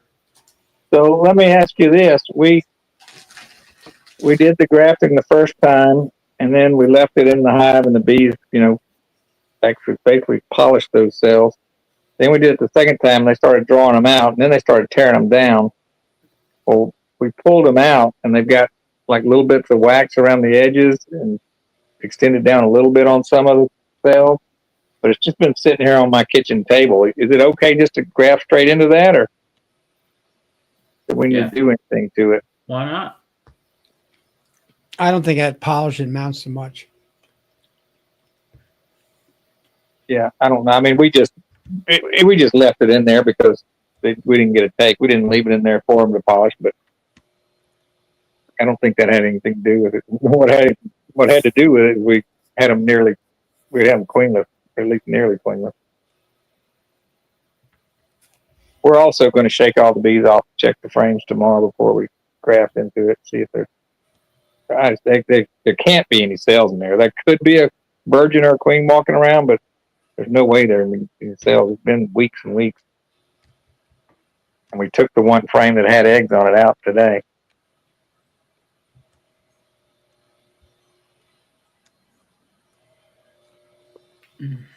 And it's too late to do much with those queens we're going to make, but for this year, but we just need to end on a positive note, hopefully.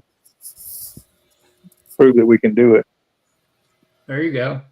Don't stop. Got to be tenacious, according to Bob Benny. Yep. You got to keep after it. If you get 1 out of 10, that's a success. Build on your successes, not on your failures. Right? Right.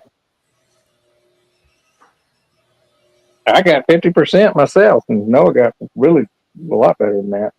Thing of it is, Phil, if you got, let's say, 10 out of 20, like 50%, that's 10 queens that you didn't have to pay for. That's right. Well, I've got to give. It's not getting them to accept the cells. It's keeping the cells alive long enough to get them out of there. That's what happened to us last time. They accepted a bunch of cells on the bar, right? Yeah, we had them, but like I said, after like 5 days, they started them in 2 days and they tore them down within 5 because something else was going on in there. We had a virgin or something in there. Yeah, I think that's what it was. Or not a virgin, well, a queen. We literally, because it was wild, because I was determined not to let her back in there. I shook everything through a queen excluder, couldn't find her. Took the hive like 20 feet away, set it up on a stand, put a queen excluder on top of the bottom board, and then shook all the bees in front of the hive and made them crawl under the. So I did that on the stand, and then we took them off to the side and did the same thing.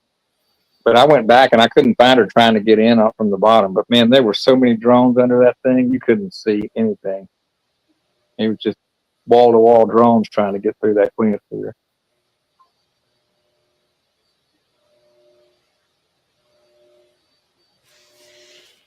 Well, that's the thing about queen or cell builders is it happens.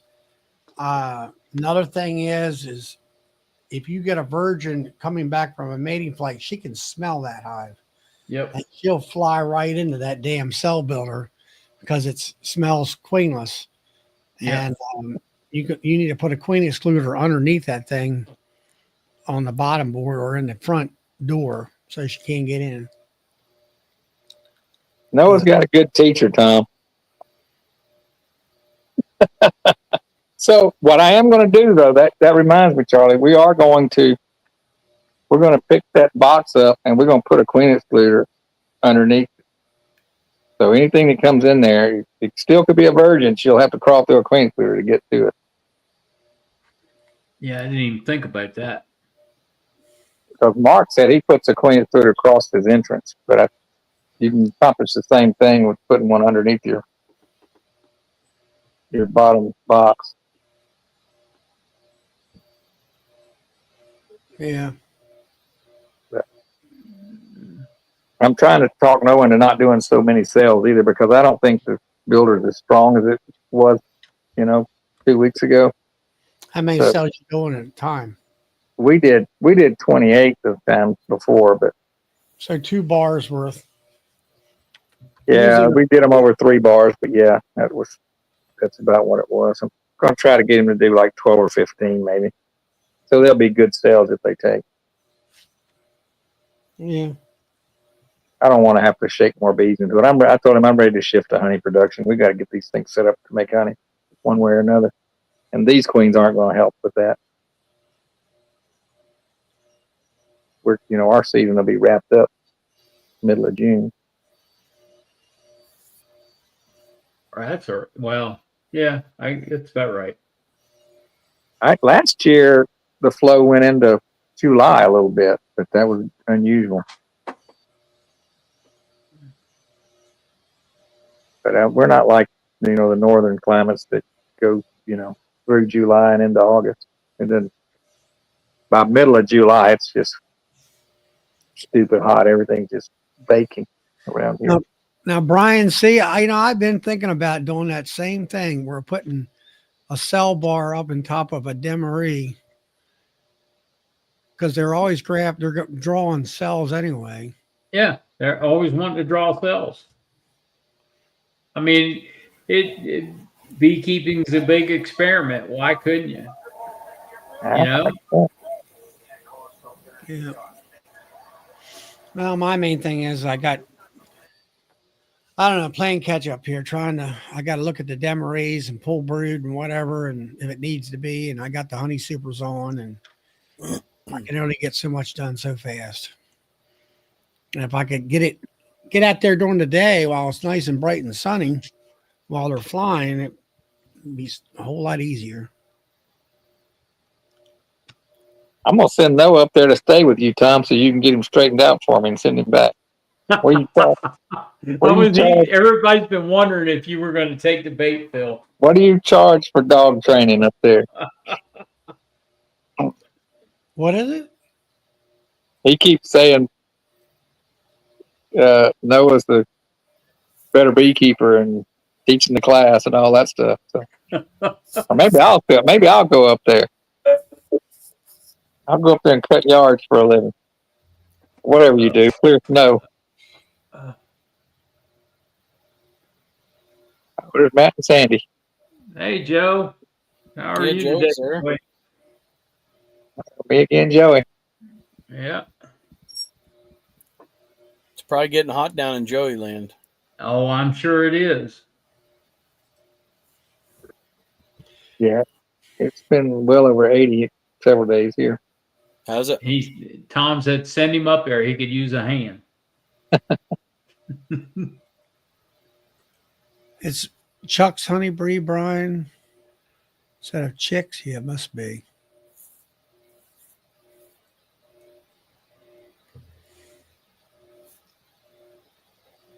Newfoundland. What's that? There's I don't know how to. Is it link or lint? How do you pronounce your first name there, Kilby? From Newfoundland Bees.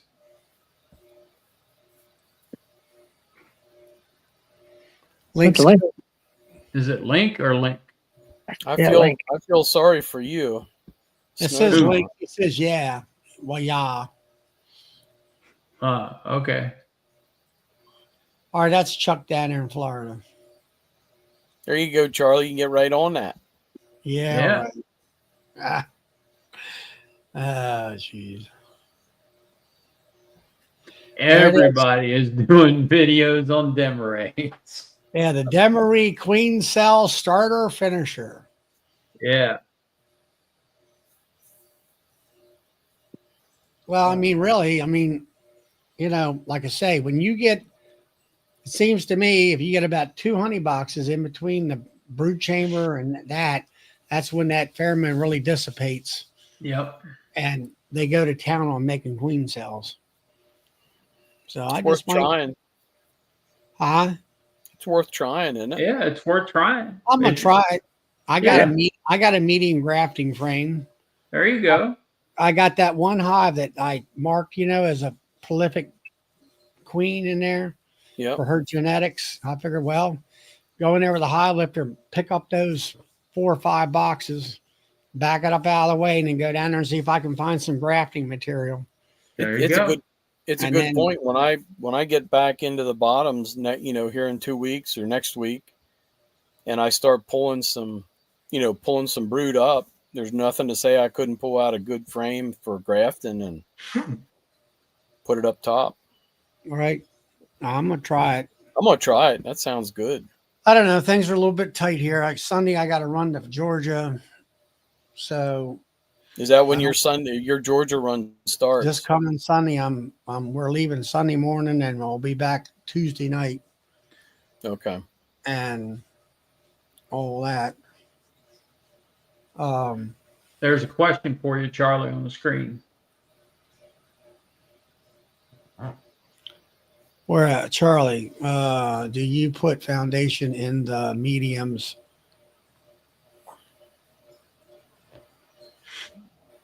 You space the brood from in the deck. Yeah, if it's in the top box, I fill the rest of the box out with foundation. Now, another thing I've been doing here, and it's because of timing and whatever. If you go up in that top box and let's say you got 5 frames up there that had brood and then hatched out, and if you leave it up there, they're going to fill it up with nectar. I don't want them to do that. So I'll pull that out of there and I'll put it in a separate box over here off to the side. And if it's got a little bit of nectar, the bees will rob it out. And I'll put foundation in that top Demery. And then when I go back down in the bottom and I find, let's say, 5 more frames of 95% capped brood, I'll pull that out. I'll have that box of brood off to the side and stick it back in there. I mean, it's like 1 week, I guess it was last week, I went and pulled a lot of empty brood out of the top, brood frames, and put foundation in because the bottoms, down in the bottom, she wasn't laying all that great. Now, I don't know whether it's the weather or I think it might be, like Will says there, maybe we need to do some quick queen replacements. Yep. Yeah. And all that kind of thing. So I tell you, I'm leaning hard and strong here lately. What I'm seeing towards requeening on a yearly basis. In my situation, I think Will's the same way. We're looking at a cash crop. We want a strong cash crop for, so and we need them. We're like Ian and the rest of them. We got to have them hives at their peak every year. We got to have population going through the roof on those production colonies. Yeah. Yep.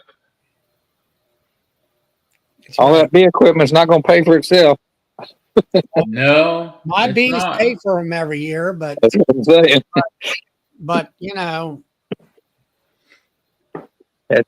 John just released that new creamer. You got to look at that now.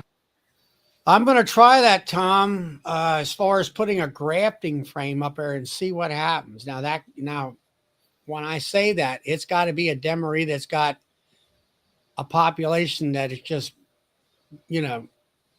you know, just Gotta have bee power. Isn't that what you gotta said? have Gotta power have the up bee.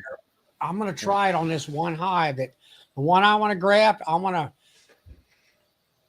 to take the grafting material out of that one that I like the genetics where she was better and badder than any of the other hives in a row, and calm bees on top of it. And I'm gonna put a grafting frame up there and see what the heck happens. In the meantime, I got another nuclear that I'm working on to turn it into a cell builder. And all that. But if I can take a demery and get another use out of it at this while I'm making honey and making queens and not swarming and its population's going, where I don't have to worry about trying to find enough nurse bees, it's going to provide the amount of nurse bee. That's going to be wonderful. Well, I'm going to pull them just out. I'll just pull them out of that, the top of that demery and put them in a incubator, right? Yep. Once they're drawn. Yeah, I'll make a video of it. Yeah.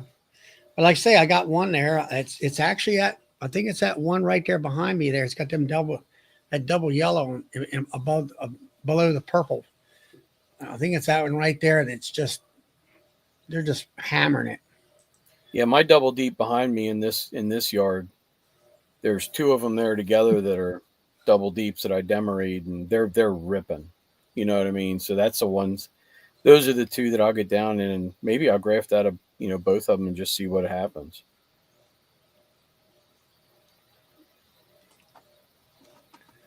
Now, Clay, I don't see a negative to it.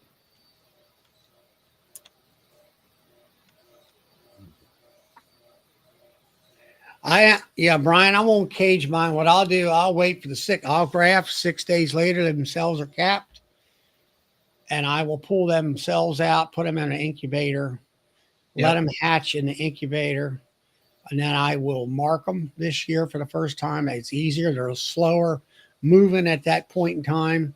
Give her a little dot, and then I'll in the meantime, if I know I got stuff in the incubator, I will have my two frame cell builders or mating boxes set up so I can have the bees in there ready for her to be accepted. Hey, amen to that, Charlie, because when we were going through these little mating nukes, we ran across one and all she had in there was eggs. There wasn't any, and none of it hatched the larvae. And I told Noah, I said, I'm going to give her a few days and then come back and find her and mark her. He said, why don't we mark her now? We got her here. I said, okay. That little queen could move. I mean, she could move. Yeah, but I found in my incubator, barely catch up with her. Fresh out of the cocoon. They're sluggish. Yeah. You don't have to deal with the worker bees, and you can kind of, you have to. I'm not much confident on picking them up with my fingers, but I'm going to learn. I'll be curious on that, Charlie, because if you put a mark on their back, does that help? I've questioned make it that a bird or a dragonfly would see them. I've heard all that stuff, and Have you? Talked to somebody here. I don't know when it was on my show that did that, and they still had good success rate. Okay. So that's what I've heard.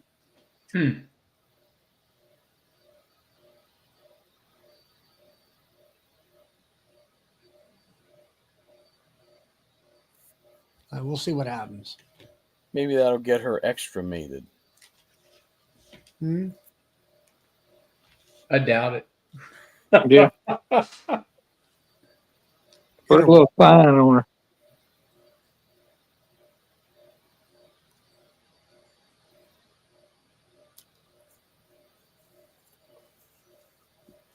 Now, Clay, who are these here moonshiners you've been hanging out with? Tickle. Huh? It was Tickle. Oh, Tickle, yeah. Tickle. Man, I haven't watched that show in a long time, but when I did watch it, he was drunk every time he was on there. And he wasn't, I don't think he was faking it. I mean, it looked. That was a while back. It was probably Tim that was with him. Hope marked 13 virgins and 11 got mated. There you go. There you go. too like it. cute, you know. That's good. I wish I could have that success.